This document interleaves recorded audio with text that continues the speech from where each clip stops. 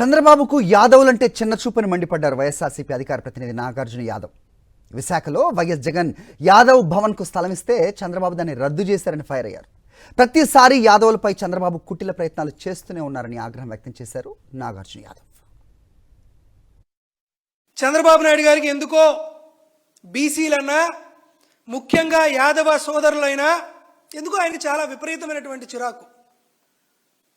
చంద్రబాబు నాయుడు గారు ఎప్పుడు అధికారంలోకి వచ్చినా కానీ యాదవ సామాజిక వర్గ ఔన్నత్యాన్ని, వారి యొక్క అభిమతాన్ని, వారి యొక్క సంస్కృతిని దెబ్బ తీయాలనేటువంటి కుట్రలు పన్నుతూనే ఉన్నారు.